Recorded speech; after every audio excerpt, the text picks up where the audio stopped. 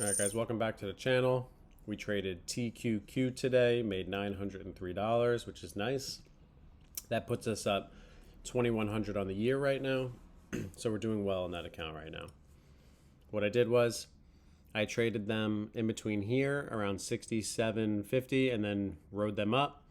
Just getting 20 cents at a time, just doing like 2,000 shares.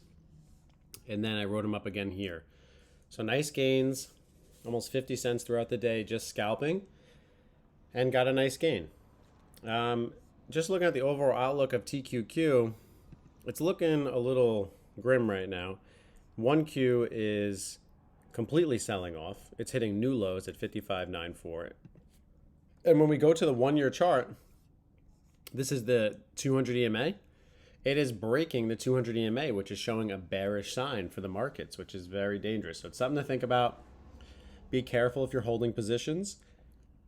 Now, I always trade 1Q and TQQ together, and I always see what 1Q is doing first before I start buying TQQ because it's 3 leverage, triple leverage, so it can go up and down very quickly. So we're going to see where it goes here, but this is the first time in a year that it's at the 200 EMA, and I'm not sure if it's going to hold or not, and nobody can predict the future. And I added my gains again to FDRV, and I started adding some 1Q for the long term, so I will definitely show that. But in the history looking at it, you can see when it broke EMA over here, it broke it down here and went all the way down from 34 to 28, and eventually came back, and it's bullish in the long term. But it did break the 200 EMA and it failed. So I'm going to be very patient with TQQ. I think it could potentially keep coming down more, but I'm using the 1Q because it's just easier to read. But even if I brought this chart up, it's going to be the same exact thing. So just bring up the triple Q on the 5-year chart. It's the same exact chart. It's just triple leveraged. It just means, you're looking at this. When TQQ sells off, you get massive sell-off here. And the problem is,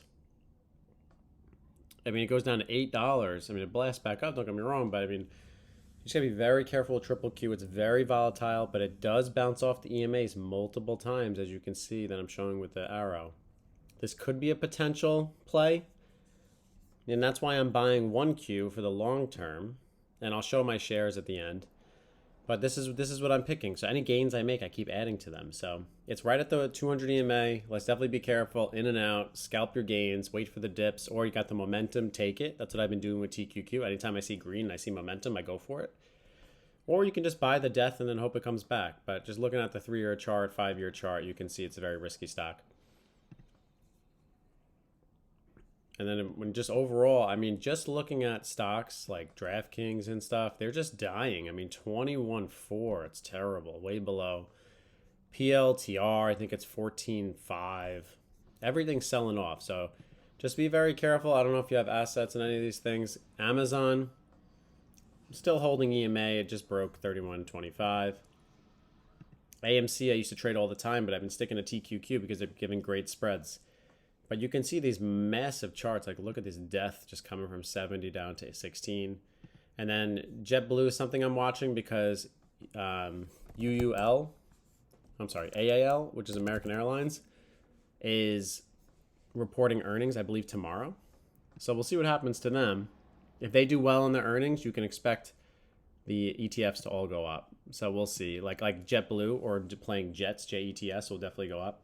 So something to look into. I'm definitely looking to play JetBlue, but I want to see if American Airlines does well on their earnings. If they do, that's going to set the path for the rest of the airlines. And if you don't want to just play a specific one, you can just play Jets. But look at all that sell-off in the index fund. This is the index fund of airlines, JETS. Is the Global Jets ETF, and it just gives you a kind of a warning sign of what's happening. Look at this massive sell-off at the end of the day. So I'm definitely going to wait on them. I don't want to add to them, but I'll show my FDRV and my 1Q, what I'm adding at the end of this video, and I'm holding them long term. But as I make gains, I like to always add gains to my ETFs, and I just hold them long term. And those ones I just started. I have the S&P 500, of course, but I'm just going to show 1Q and FDRV for now. All right, that's it for now. Just quick scalps, showing the updates and how I did today. Until next time.